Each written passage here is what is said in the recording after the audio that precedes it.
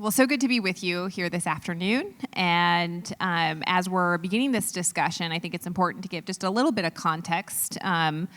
We've got 1.7 million people incarcerated in prisons and jails across the country. Oftentimes, this can feel a bit out of sight and out of mind, particularly when it comes to prisons that are far away from most people's residencies. And we've also got 24% of the world's population when it comes to United States citizens, 4% of the 4% of the world's population are United States citizens, but 24% represent those who are incarcerated across the world are right here in the United States. So really big scope in terms of numbers, the impact to families. A study out there shows that 1 in 2 Americans have a family member who's been incarcerated. So this hits our pews, but we may not be talking about it.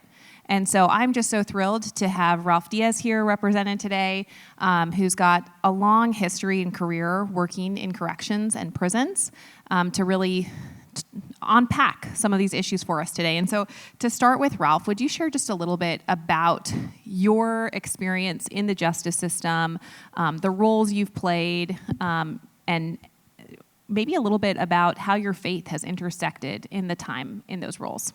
Well, thank you, Heather. It's an honor to be here in front of you and just to share a little bit about what's on my heart and what God has done in this role that I'm sitting in. So, I began in the Department of Corrections at a young age of 21 years of age, not really knowing what I was getting into. But I began this really because I come from a life of a family of public servants. My mother was a peace officer. My father was a peace officer.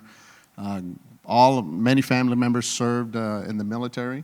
So I had that history inside of me. So at a young age of 21, I decided, hey, let me get into public service by joining the Department of Corrections, and maybe that'll leapfrog me into a police agency in the community. But I stayed with it. Began as a young correctional officer, promoted through the Department of Corrections to the point where I was a warden of the state's largest prison system. And at the height of overcrowding, as a warden, the prison that I managed had over 10,500 inmates in one facility. That was in California's probably the toughest time to manage a state prison. Eventually, I was selected and I was asked to go to our headquarters, where eventually I became the secretary of the Department of Corrections under Governor Brown.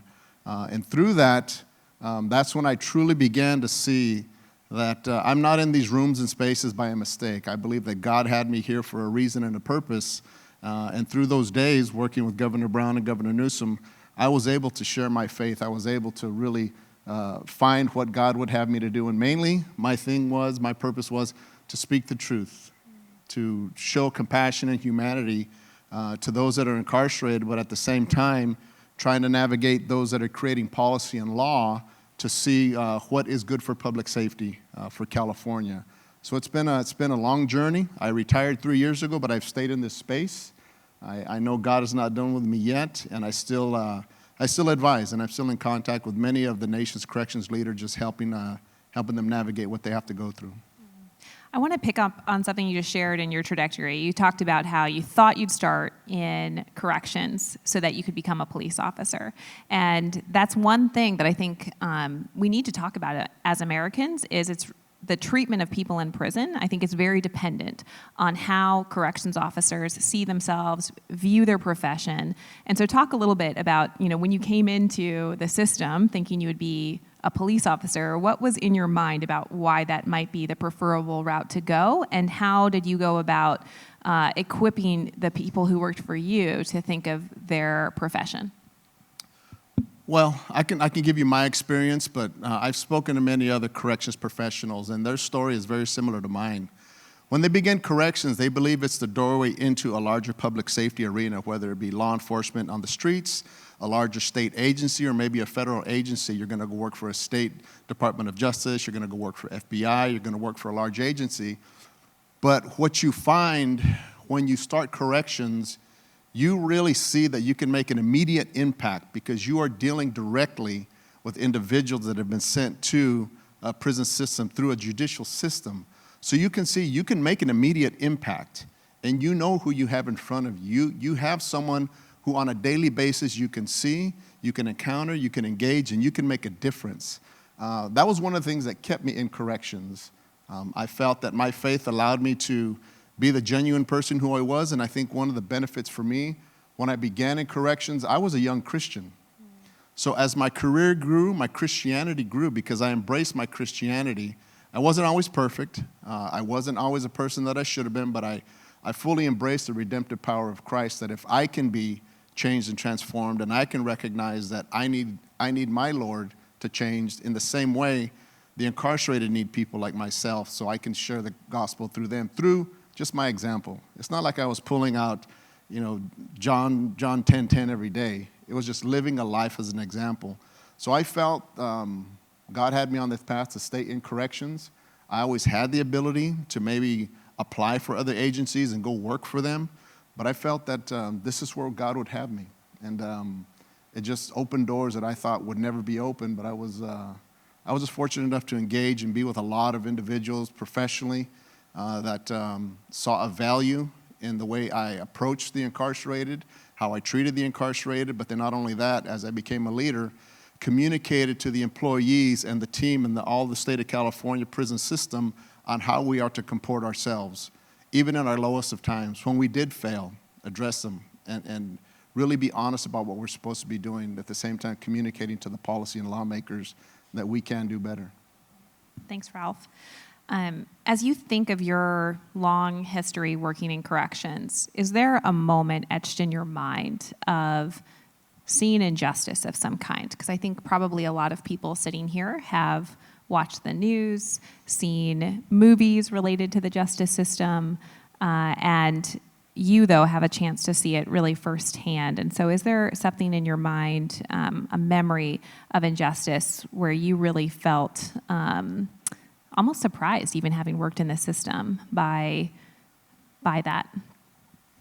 That's a really good question. I mean, because over a 30-year span, you see and experience a lot of things. You're involved in quite a few things to where you can put your finger on and say that just wasn't right.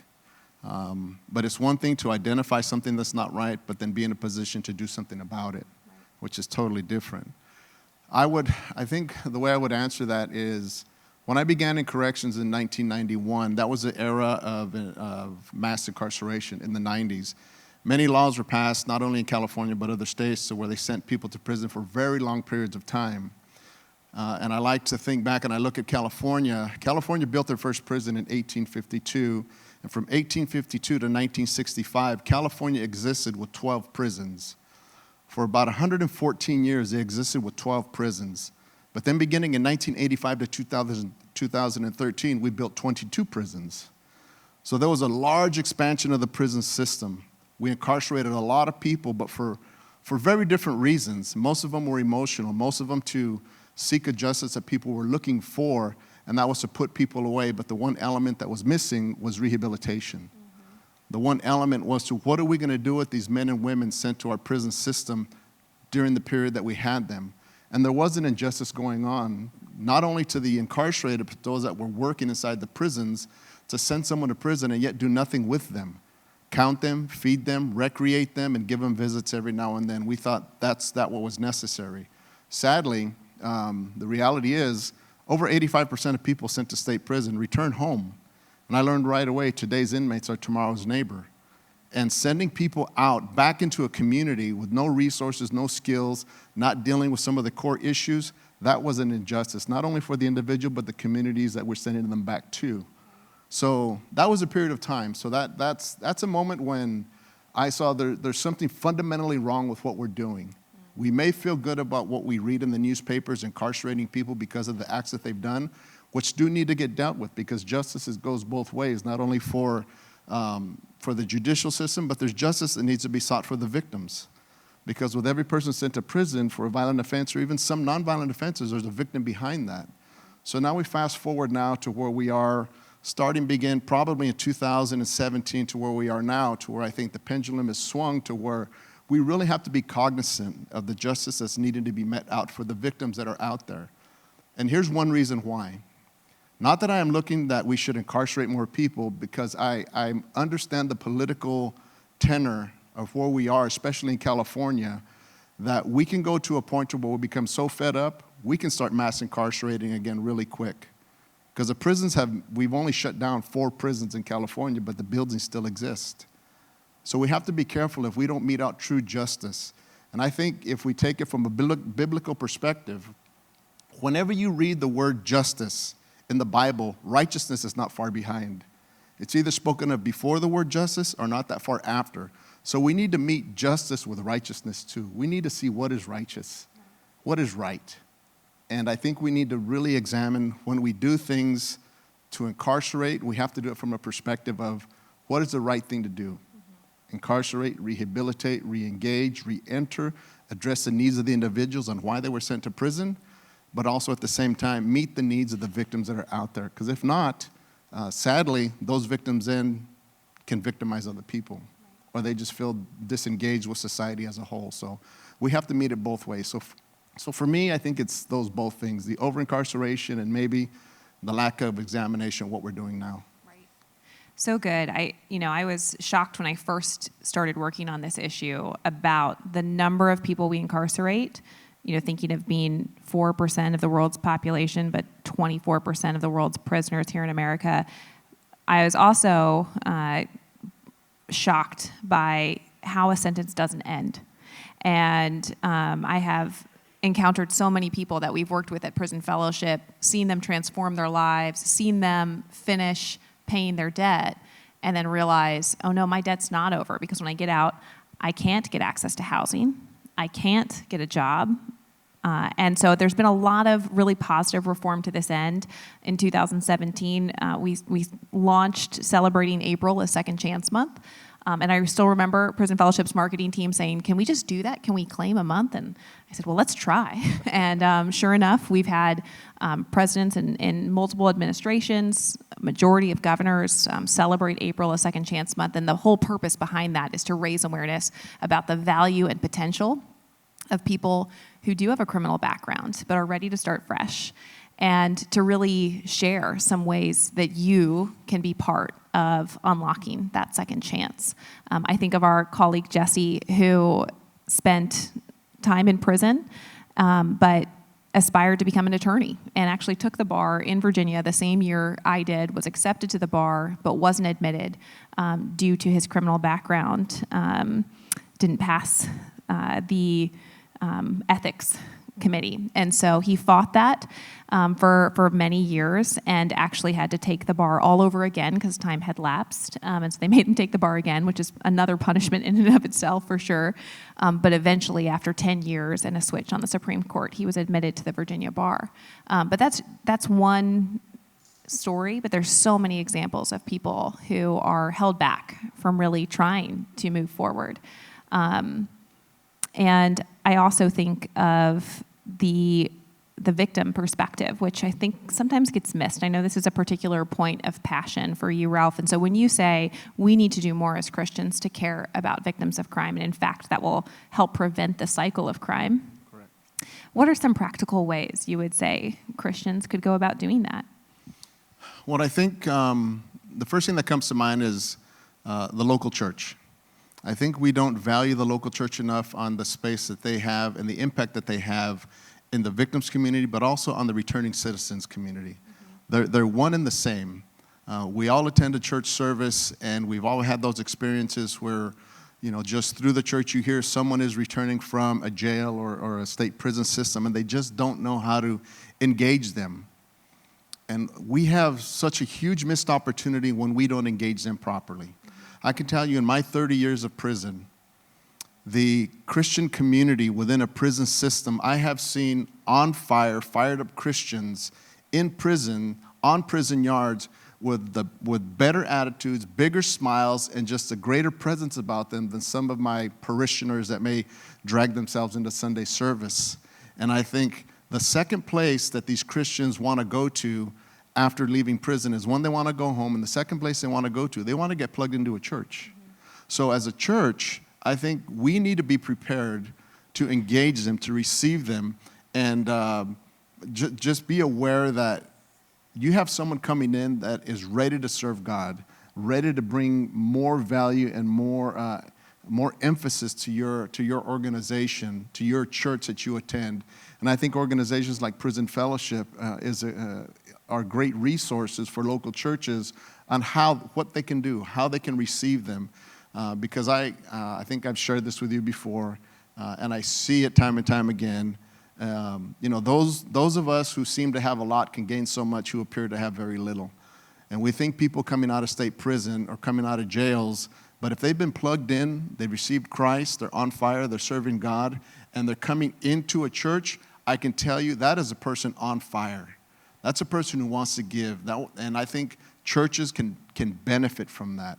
The local church that I attend, it's not a large church, but right away, one of the first things people say is, hey, where's that guy who used to work at prison? And oh, that's Ralph, he's over there. And they plug me in with them, and I say, we embrace them because they have a lot to contribute. We have a lot to learn as a local church.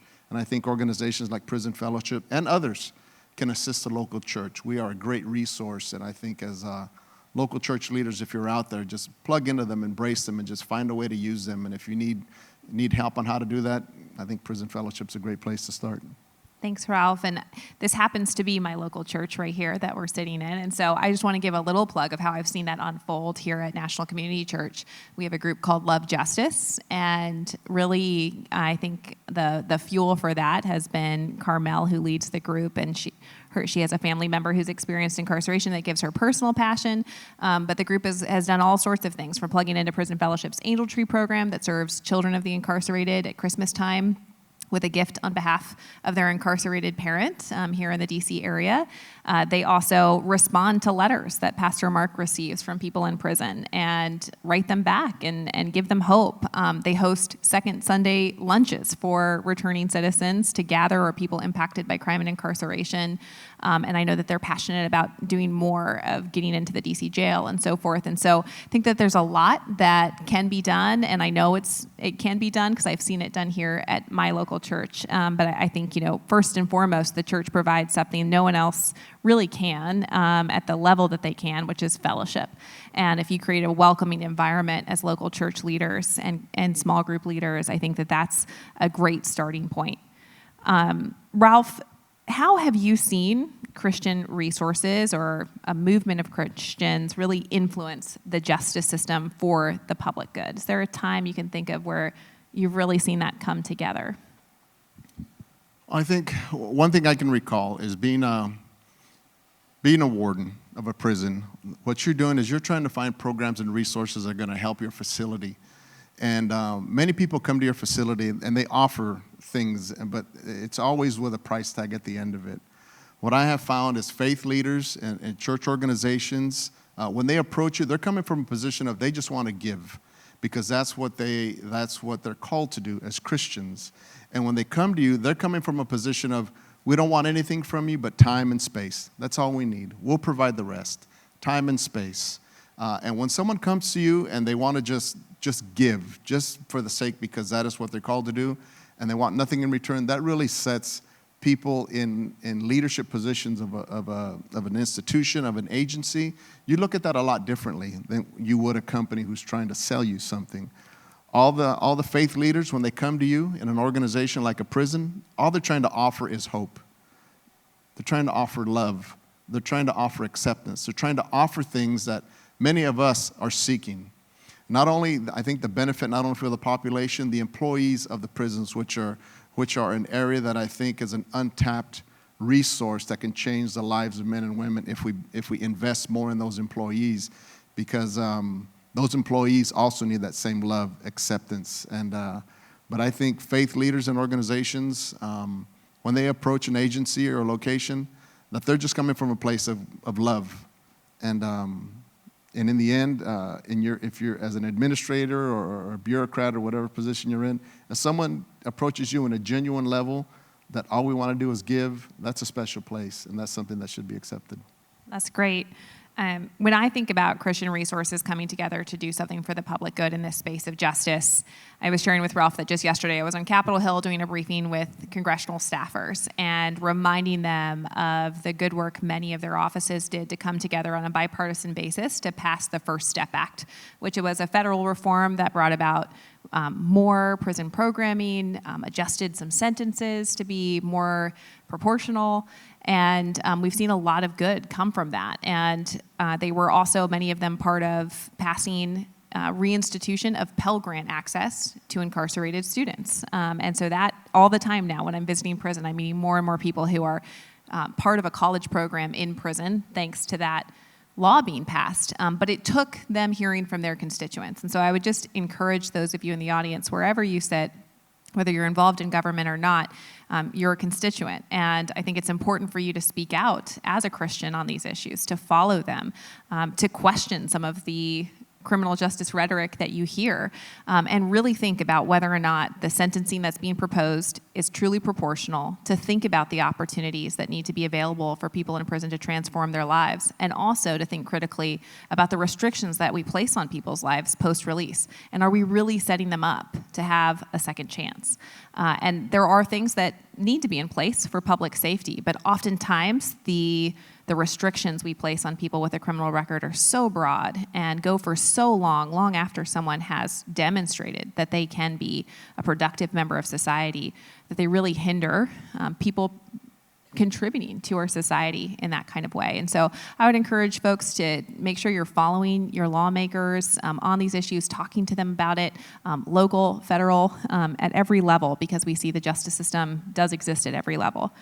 And so, Ralph, would there be a step or resource that you'd want to recommend to folks beyond what we've already shared, perhaps, as they go today to think about how to get more engaged or educated on this issue?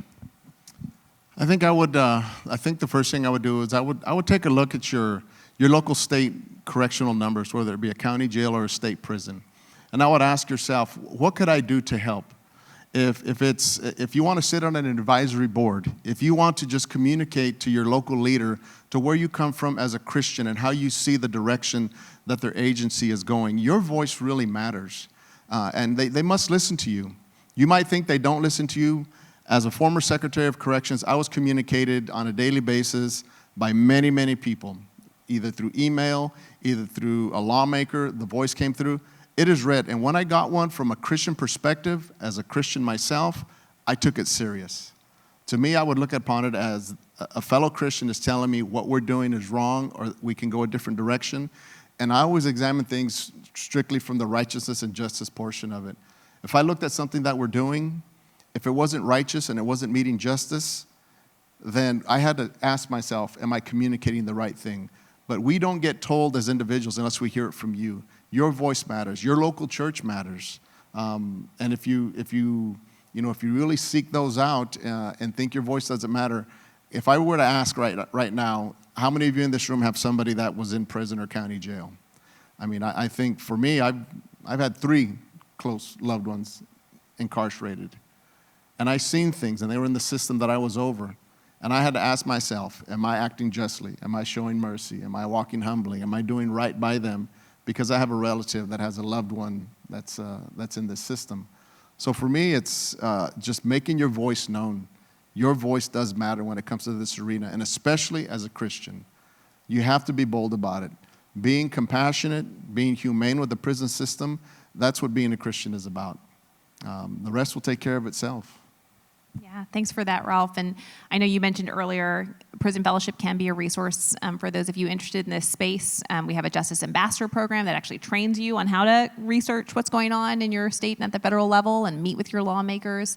We have a small group curriculum called Outrageous Justice. And then we also have more tangible ways for you to really become proximate to people impacted, whether it's through our Angel Tree program that serves families and children, or going inside through one of our in-prison programs. So that's a great thing to check out, prisonfellowship.org. There's so many other great organizations. I was just meeting with Christian Legal Aid of DC the other week, and they do some work on expungement for people who are trying to get that second chance. And then, like Ralph said, probably all of us have people in our lives who've been affected by the justice system. And so seek out those people, pray for them, build relationship, find out what they need, what their families need, and just be present in that moment. And so I just want to thank Ralph and you all for joining us in this conversation about how to seek justice together. And would you join me in thanking Ralph for this conversation? Thank you, Heather. Thank you.